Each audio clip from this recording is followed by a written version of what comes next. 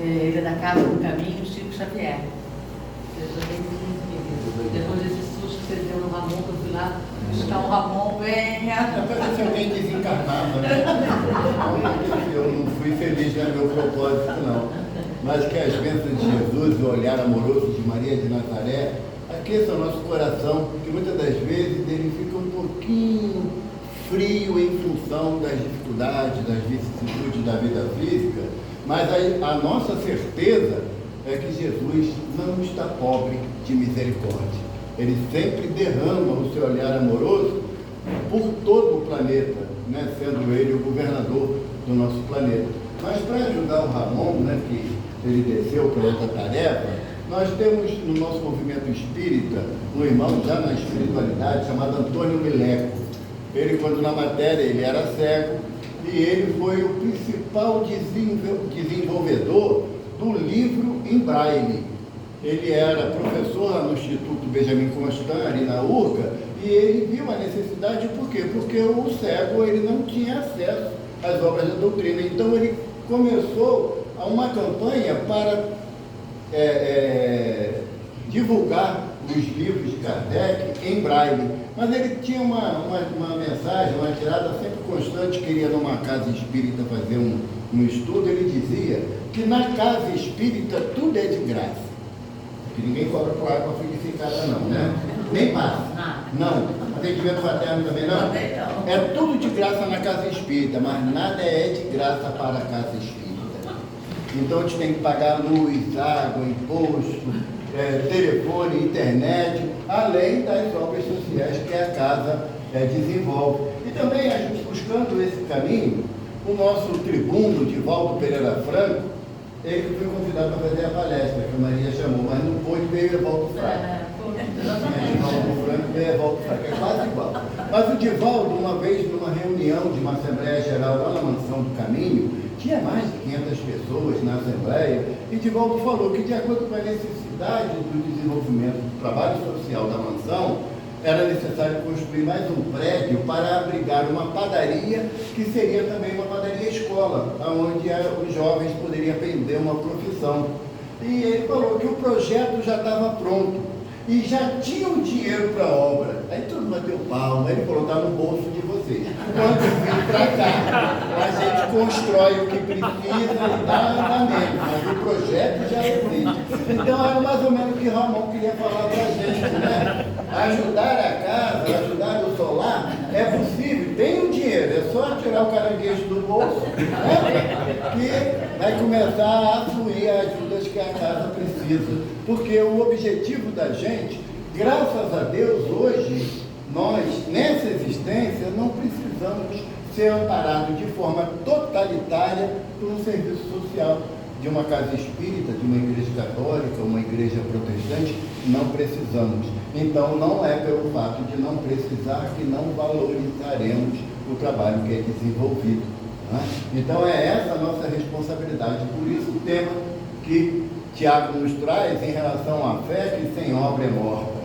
Dizer que nós viemos à casa espírita para estudar o Evangelho de Jesus, assimilar as orientações dos benfeitores espirituais, show de bola, show de bola. Mas é a mesma coisa quando você vai numa festa, tá? Você estava esperando o ano todo a festa, né? E chega lá, alguém amarra seu pé e sua mão e bota uma mordaça na boca. Você não pode dar nenhuma demonstração de alegria que está na festa esperada o ano todo. Assim também é a prática da fé. Durante várias existências, nós fomos desenvolvendo o sentimento de fé para chegar em determinado momento, e no nosso caso agora, começar a eclodir. Porque na mensagem, Emmanuel nos lembra, do Fonte Viva, assemelhando a fé ao grão de mostarda. Porque muitas das vezes a gente lê a passagem do Evangelho, mas tem dificuldade de entender, porque Jesus fala que se a vossa fé for como um grão de mostarda, determinará que essa montanha passa daqui para colar. Como um grão de mostarda. Ou seja, toda árvore começa com uma semente. Não é assim? E o grão de mostarda, por ser minúsculo, quando ele é plantado, cuidado dentro da terra, ele eclode, e a árvore da mostarda é muito robusta. E Jesus fala assim, e a árvore se transformará em abrigos para os pássaros.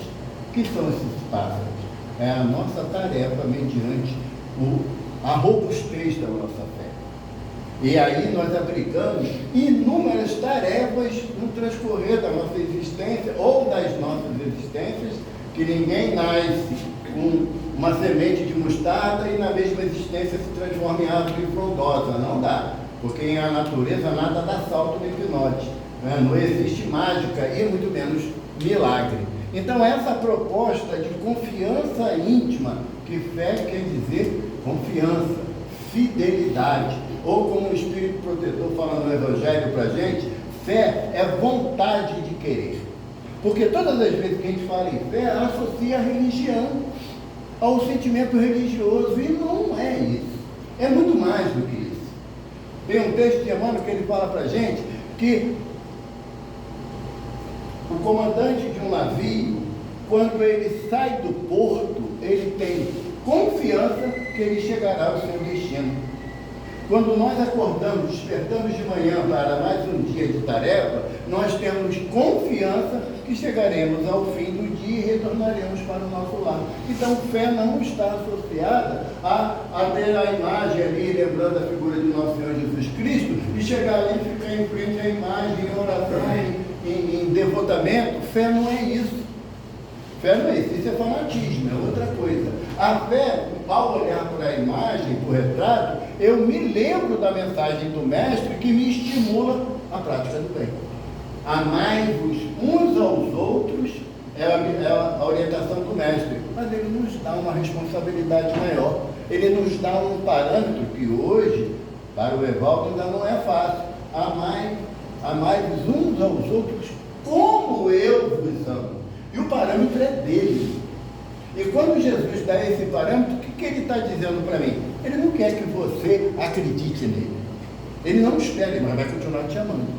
Entendeu? Ele não espera que você faça tudo que ele mandou, porque ele vai continuar nos amando, independente das nossas atitudes ou da nossa interpretação. Quando chegar o momento, fala assim, cara, pô, Jesus é o cara, não dá mais. Eu, pelo menos, tenho esse sentimento no meu coração, né? Que não dá para ficar sem ele. Mas não a figura dele, mas os ensinamentos, os exemplos dele. E nessa proposta de trazer o exemplo como forma educativa, é que tanto no Evangelho segundo o Espiritismo, lá no capítulo 28, né, que é o último capítulo do Evangelho segundo o Espiritismo, que trata sobre coletâneas de prece, no item 1 desse capítulo, Kardec fala assim, diz-nos os Espíritos que a forma pouco importa, sim o sentimento, é isso que realmente importa. Quando você se propõe fazer uma prece, mas você esquece daquelas palavras bonitas, né? Altíssimo, grandioso, Senhor Deus, todo onipotente, criador de tudo que existe no universo, a quem eu devoto toda a minha alegria, mas no fundo, um dos teus mandamentos. Isso daí não adiantou muito, as palavras muito, sabe, que Kardec chama de palavras melífluas, né? Aquelas palavras vazias, são bonitas, mas têm conteúdo. Então é necessário que a gente comece a mudar o nosso comportamento. E lá Kardec falando para a gente que a forma pouco importa, dizem os espíritos, mas sim o pensamento, o teu íntimo, aquilo que você traz no sentimento, aquilo que às vezes a mãe olha para o filho com uma febre persistente e ela fala assim, minha Nossa Senhora, cuida do meu filho. Chico Xavier falava para a gente, e fala, mantendo essa orientação, que a prece de uma mãe arromba a porta do céu. Mas não fica triste não, porque de pai também. É por isso que não dá uma ideia de preferência para elas, né? Até porque nós já fomos mães, somos pais, seremos novamente mãe e pai, avós. Eu, pelo menos, eu deixei de ser pai para ser avô, né? Que é muito melhor. Muito melhor. Quem não é, está perdendo chance. Mas é muito melhor. Mas esse sentimento, desse amor desinteressado de retorno, de troca, de escambo, é o que Jesus nos propõe na sua orientação de prece. No Evangelho segundo o Espiritismo, Kardec diz que a primeira prece que os benfeitores orientaram ele a analisar foi o Pai Nosso. Por quê? Primeiro, pela transcendência dessa proposta de Jesus de religação com o divino, com Deus. E essa religação, ela não é estabelecida pela religião. Religião é uma criação do homem. Essa religação é proporcionada pelo sentimento de religiosidade. Sabe quando você chega ali na beira da praia e você olha aquele mar imenso e você fala assim, lindo, lindo. Ou então depois de uma chuva muito forte, né? Preocupante, você olha para o céu e vê pontilhar as estrelas. Aí você fala assim, Deus é muito bom. Sabe, é esse sentimento de religiosidade que a doutrina espírita vem trazer. Por quê? Porque senão nós continuaremos naquela visão ainda limitada, que eu venho aqui no Lar de Paulo de Tarso, assisto uma palestra, tomo um passe, tomo minha água fluidificada e igual a organização Tabajara, seus problemas acabaram. Aí tu dorme e acorda para a realidade e vê que está tudo lá paradinho esperando você. Por quê? Porque a solução das nossas preocupações dizem respeito exclusivamente a mim. Eu tenho que resolver o meu problema. Eu tenho que buscar a solução das minhas dificuldades. Aí eu olho, né, e falo assim, olha só, papai do céu, está dando não. Está esquisita para o meu lado. Por que eu posso falar assim com Deus? Porque não tem fórmula, sabe? Não tem mais aquele ritual que nós praticamos. Eu gosto de dizer o seguinte, tudo quanto é defeito no aspecto de entendimento da religiosidade que Jesus propõe, eu boto no espírita. Eu não posso colocar nos nossos irmãos católicos nem protestantes. Eles não estão aqui assistindo a palestra, eu não vou lá fazer palestra para eles, então tem que falar para quem? O espírita, que já tem algum conhecimento básico. Evaldo, eu estou vindo hoje pela primeira vez aqui no Lar de Paulo de Tarso. Aí Emmanuel, aliás, André Luiz fala assim para a gente no livro Coragem, psicografado pelo Chico. 15 minutos de conhecimento do Evangelho já tem a responsabilidade da sua prática. Olha, vocês já estão ouvindo a meia hora. Então, já estão encrencados todo mundo. E isso eu estou falando para o espírito reencarnado. Eu não estou falando para o espírito imortal, como nós somos, que durante N existências tivemos contato com o Evangelho de qualquer forma, sabe? De qualquer meio de utilização. Porque Jesus fala que a semente tem que ser plantada, ela não, sabe, não dá para ficar naquela briga interminável, né? Quem nasceu primeiro, a galinha ou o ovo, não dá. Em se tratando de confiança, de fé, de esperança, de fidelidade, de ação no bem, é gradativo. É gradativo. A cada dia ou a cada existência, a gente monta um tijolinho do Lego que a gente está criando, que traduzirá a nossa felicidade. Porque qual é o conceito de felicidade? Não é ganhar na Mega Sena da virada. Não é. O conceito de felicidade não é encontrar um amor verdadeiro ou sair beijando tudo quanto é sábado para ver se vira príncipe. Não, não é isso. A felicidade, dizem os espíritos da Kardec, que o homem só é feliz quando pratica a lei de Deus na sua totalidade. Já complicou, porque a gente não conhece nem a lei de Deus na sua visão mais limitada. E quando o homem deixa de praticar a lei de Deus, ele é infeliz. E na sua infelicidade, pratica o mal.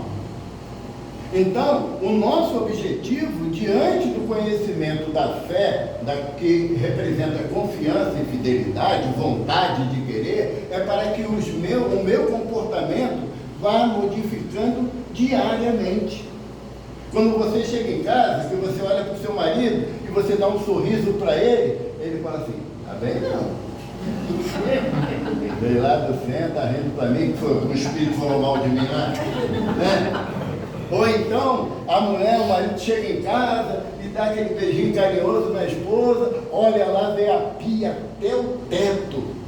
E a esposa está lá exausta, porque ela também trabalha.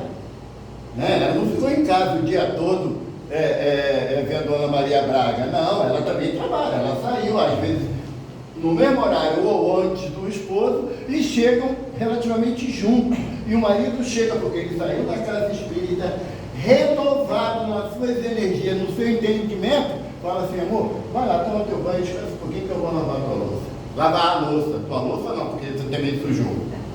Né? O homem não ajuda a mulher no trabalho de casa, o homem faz a parte que lhe é devida no trabalho de casa. Ah, o seu filho está chorando, que bom que agora ele é meu só, então eu posso fazer o que bem desejo com ele, né? Não é nosso, então a responsabilidade, isso, gente, é parte da fé, sabe? Porque a gente tem que tirar essa visão limitada da fé como sendo um aspecto religioso. E no Pai Nosso, num livro chamado Boa Nova, Humberto de Campos, que dita essa obra através da mediunidade abençoada de Chico, nessa obra, o Humberto de Campos faz o quê? Ele dá um making-off de muitas passagens do Evangelho.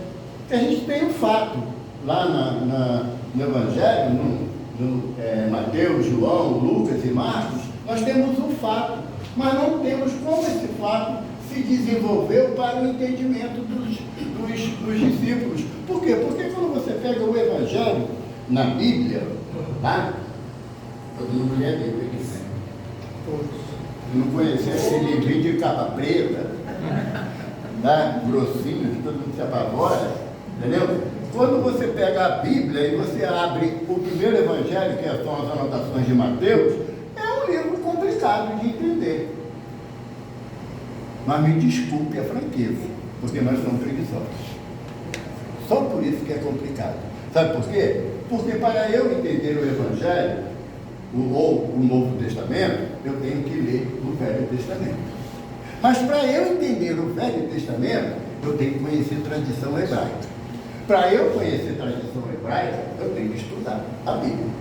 Aí começou a complicar a vida da gente. Aí a gente fala assim, mas Kardec salvou a nossa situação porque ele fez o Evangelho segundo o Espiritismo. Aí Kardec, na introdução, fala assim, o objetivo dessa obra é alinhar ou analisar a parte moral dos ensinamentos de Jesus. A parte moral. Então, a doutrina espírita não tem como objetivo analisar os fatos da vida comum de Jesus e nem as circunstâncias históricas que aconteceram. É analisar a parte moral. E quando os discípulos, conversando com Jesus, em particular Pedro, ele representa, nesse momento, no livro Boa Nova, muitos de nós. Por quê? Porque Pedro estava em casa, a gente sabe que ele era pescador, morava em Cafarnaum, e Jesus morava na casa de Pedro. E Jesus tinha aquele negócio, ele tinha uma pessoa para ir na nossa casa, aí convidado não convida, né? Mas Jesus não tinha essa história não, chamava ele e todos os discípulos juntos, mais as mulheres que ajudavam na divulgação da doutrina. E aí Pedro fala, em casa, a sogra de Pedro, lembra da passagem que Jesus curou a sogra de Pedro? Que ela estava com uma febre renitente, e Jesus a libertou daquela dificuldade, ela levantou e foi fazer o que a maioria das mulheres fazem já há séculos, né? Foi fazer comida para sustentar aquele monte de homem que estava lá dentro. E aí, a sogra de Pedro fala assim, Pedro, sabemos que Jesus realiza tantos prodígios, ajuda tanta gente, será que o mestre não tinha um jeitinho, né? De aliviar um pouquinho a coisa aí, sei lá, né? Assim, você sair, vem com 3 barcos lotados de peixe, vende tudo no mercado, salva tudo pra gente, né? Resolve tudo, paga as dívidas, paga todo mundo. Aí Pedro falou assim, pergunta isso pra Jesus não, né? Tá doida, mulher? Pergunto ele se ele vai me dar. Não, mas Pedro não é perguntar assim, diretamente, né? Vai daquele jeitinho, sabe? Aí, igual aqui o irmão fez com a gente, né? Vai no jeitinho que ele vai pegar dinheiro. E consegue. Tá? Aí Pedro chegou e falou assim, mestre, olha, Deus escuta a nossa prece. Olha a inteligência de Pedro.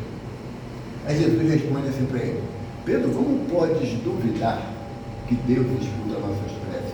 Será Deus comparado a uma porta trancada, onde aqueles que ele criou não têm acesso a ele?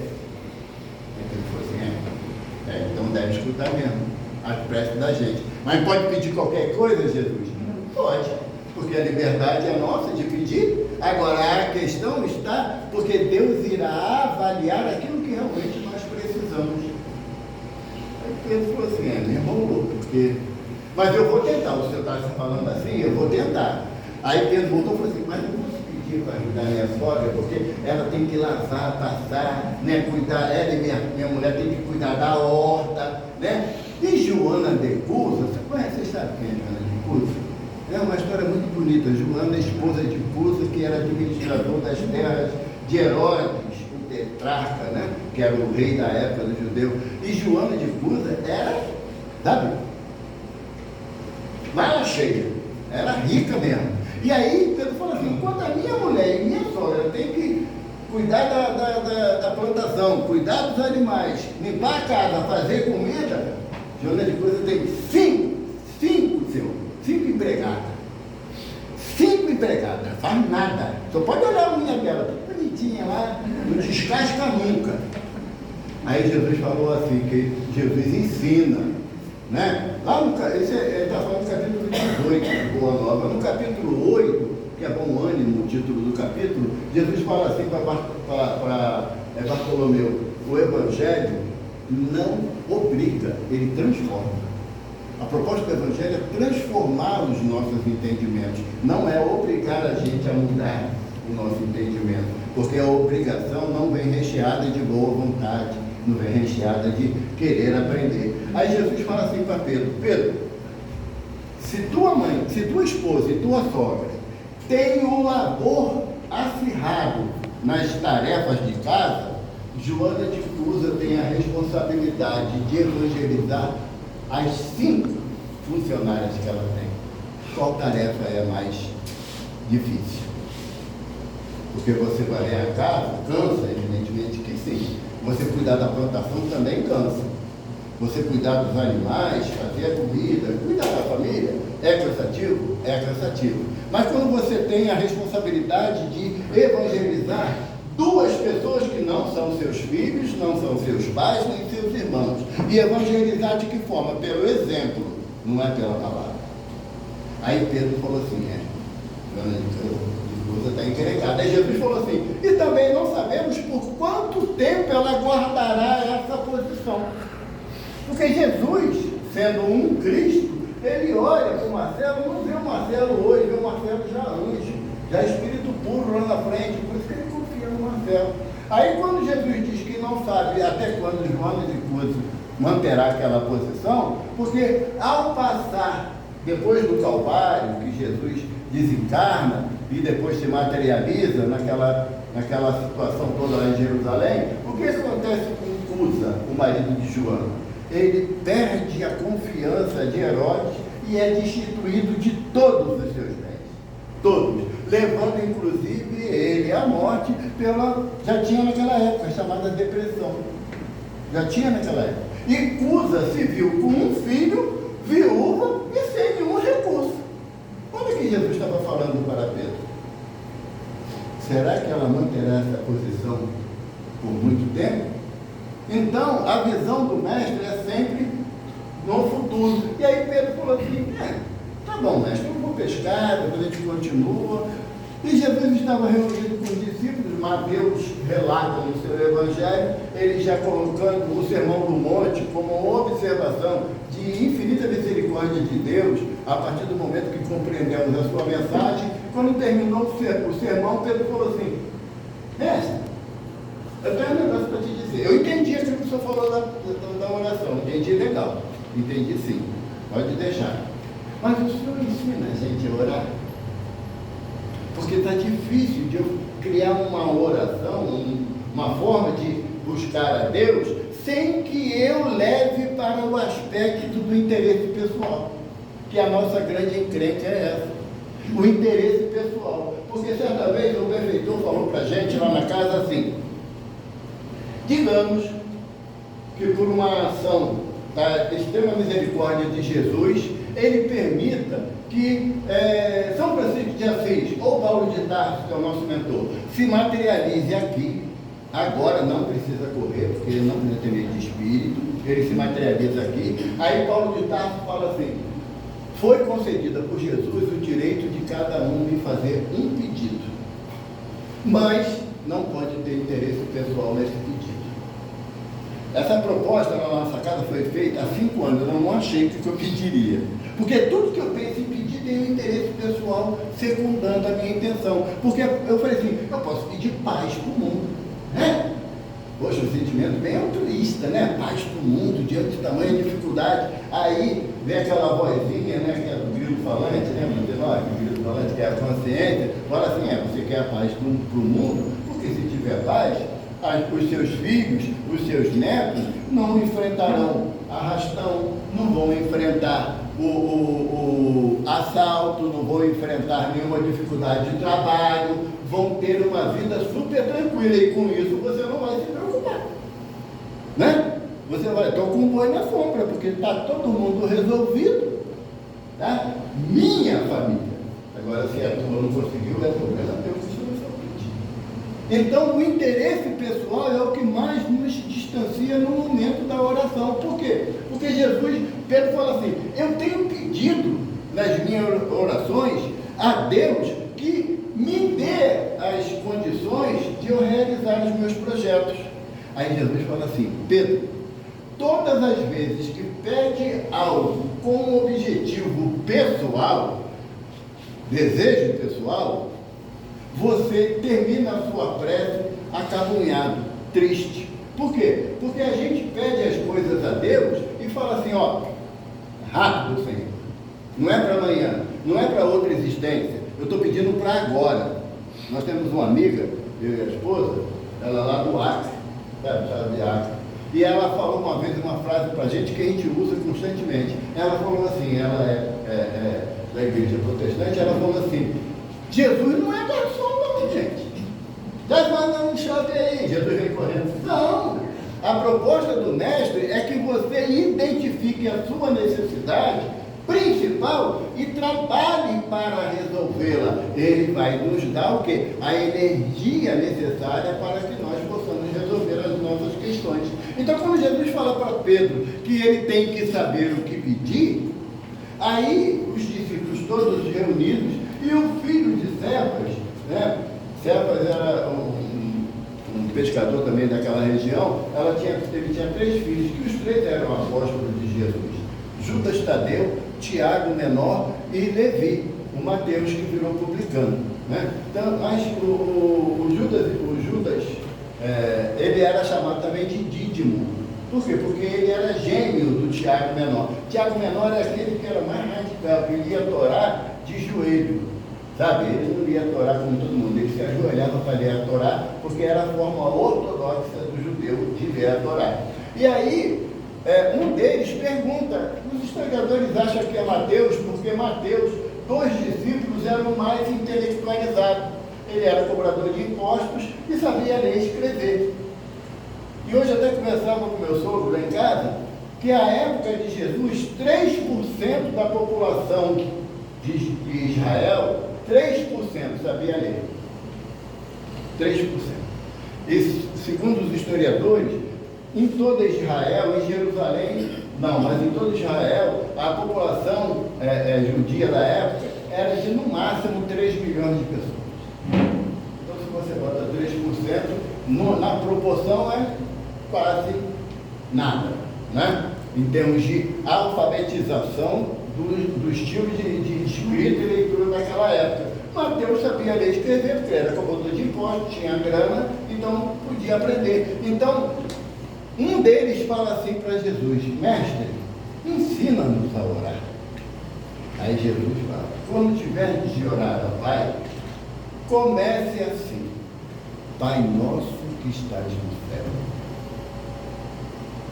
Não vamos analisar frase por frase, porque isso tem tempo, tá bom? Isso aí é uma palestra que começa às 8 horas da manhã, vai até às 11 horas da noite, dá tempo de a gente, sabe, analisar um tiquinho de cada frase do Pai Nosso. Mas como fala Pai Nosso, sabe o que representa?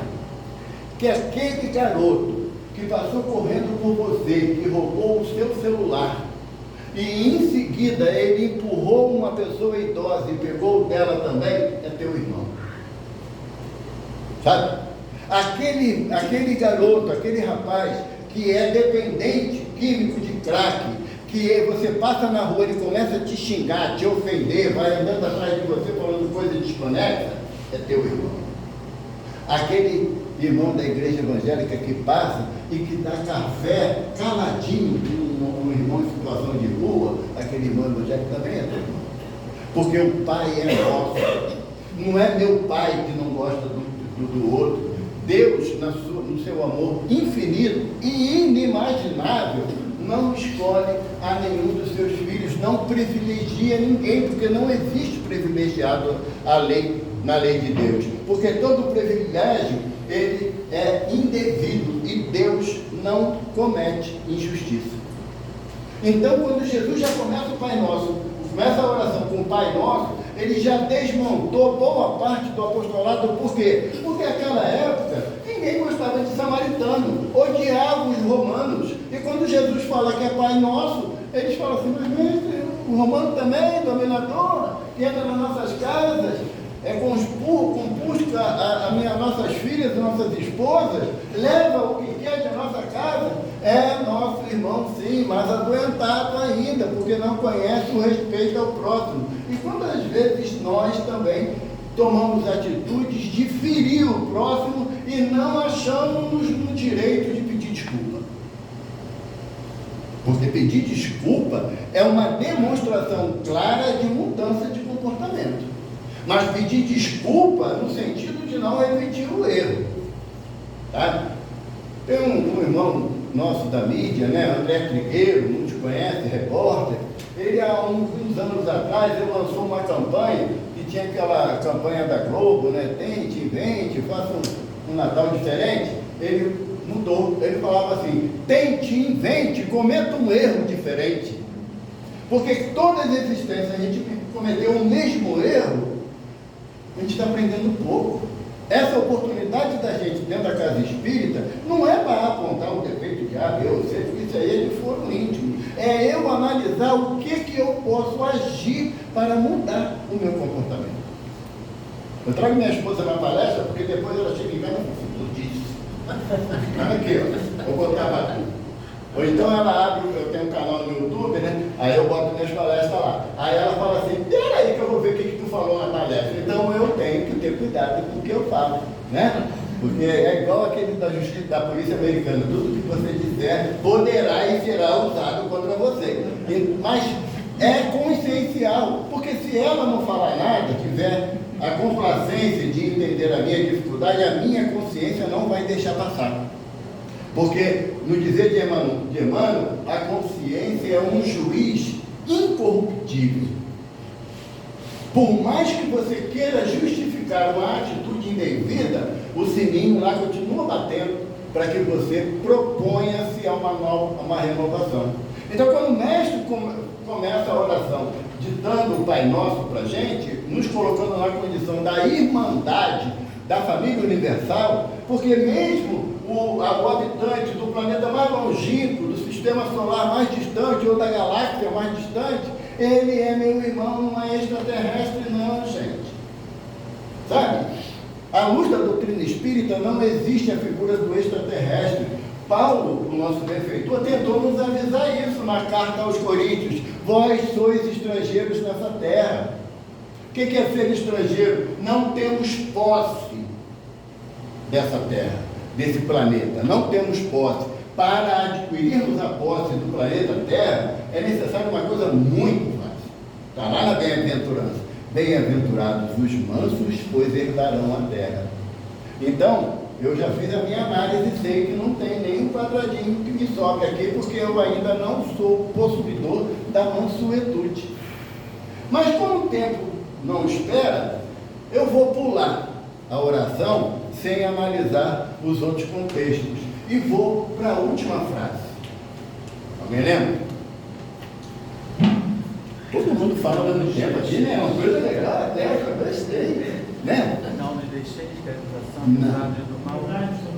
Livrai-nos do mal, né? Livrai-nos do mal, mas tem um amém. Porque teu é o poder, toda a glória, né? Teu é o poder, o reino e a glória para sempre. Emmanuel afirma para a gente. Mas quando Jesus fala assim: livrai-nos do mal, o que é o mal? É o mal que você me faz? Ou é o mal que eu me faço? Porque o mal que você me faz, eu fico longe de você e você não me atinge mais. Agora, o mal que eu faço a mim mesmo, não tem como eu sair de mim, a não ser que eu enlouqueça. Mas o enlouquecimento, ele é provisório. Porque para o espírito mortal, todo mundo sabe o que é espírito, né? Quem acredita aqui que tem um espírito? Por favor. Compraram onde o espírito?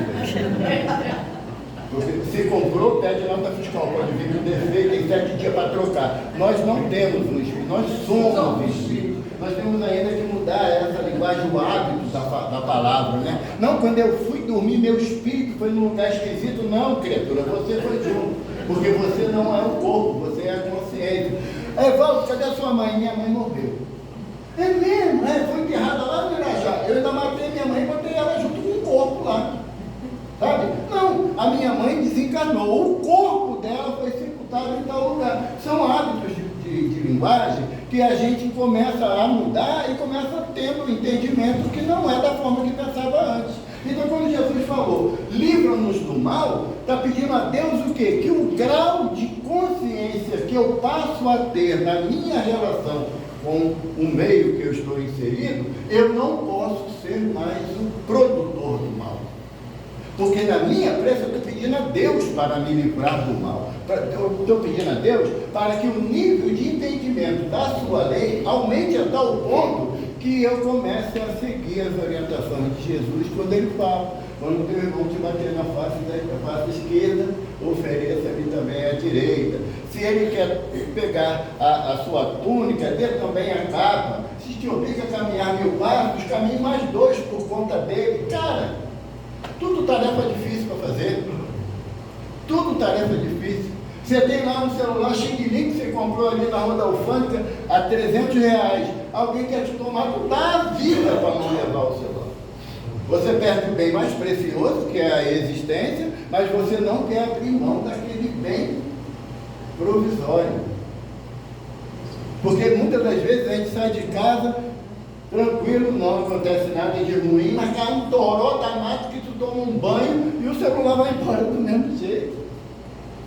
Sabe? A nossa ideia de livrar do mal, eu sempre olho para o outro. Será que você vai fazer mal para mim? Sei não, você tem essa carinha aí. Sabe? Eu nunca me coloco na condição de proporcionar o mal a você. A gente não se coloca como agente, é sempre como receptor. E Jesus fala assim: acorda para a realidade.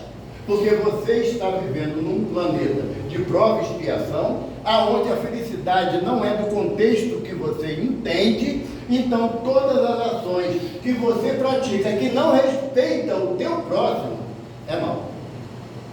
Porque o princípio básico da caridade, né? O princípio básico da caridade, Kardec pergunta como é a caridade como Jesus a entendia, lá na 625, 626, são só 1019, lê tudo que vocês acham, não tem problema não. Mas lá Kardec pergunta assim, como era a caridade como Jesus a entendia? Benevolência para com todos, indulgência para os erros do semelhante e perdão incondicional. Sabe o que Jesus está propondo para a gente? Nessas 3 palavras: respeito. Respeito. E é um item ainda de luxo nas nossas relações sociais, seja dentro de casa, seja no trabalho, seja na casa espírita, porque nós esquecemos de uma coisa. Quando o discípulo, para encerrar, quando o discípulo fala assim para Jesus: mestre, ensina-nos a orar. Aí o mestre ensinou o Pai Nosso. Aí André falou assim: mas aonde devemos orar? No templo? Nas sinagogas ou nos campos? Aí Jesus dá a resposta que complica a vida da gente. Vocês querem ouvir? Eu vou falar, não pode reclamar. Jesus fala assim: quando tiveres de orar ao Pai, recolhe-te ao silêncio do teu quarto. E aí vem a encrenca agora, que o Pai que vem em secreto, ou seja, tudo que eu penso, que eu sinto, que eu desejo, Deus sabe. Então as palavras vão fazer diferença? Não. É a forma como eu construo o meu pensamento. A forma como eu construo. E se Deus vê em secreto, Kardec pergunta aos benfeitores: podem os espíritos ler os nossos pensamentos? Aí os benfeitores falam assim: até aqueles que você gostaria de esquecer. Então aí que está o propósito da oração que Jesus nos ensina. É essa religação, essa ligação com Deus, mas dentro da franqueza, sabe? Da sinceridade. Como Pedro fala, mestre, não dá para entender ainda essas coisas que o Senhor fala, mas eu vou me esforçar. E a proposta aqui do nosso benfeitor Paulo de Tarso, ele fala assim: fiz-me forte para os fortes, fraco para os fracos, para conquistar corações para o reino de Jesus. Então a nossa proposta numa oração, seja o Pai Nosso, que é a oração mais consistente, não é mecânica, não é fazer Pai Nosso que está no céu, santificado seja o seu nome, depois ver, venhamos do vosso reino. Não é mecânico. E olha, eu estou falando que de mim, tá? Que às vezes eu me pego fazendo o Pai Nosso assim, mecanicamente. Ou então na hora que eu deito para poder fazer o Pai Nosso, a minha esposa sempre acha que eu engasgo, parece que eu estou roncando, mas não é, é oração. Porque nem a prece, na hora que eu estou deitado, eu consigo terminar. Por quê? Porque ainda não é um ato consciencial, mas sim um hábito rotineiro. Que Jesus abençoe. Obrigada.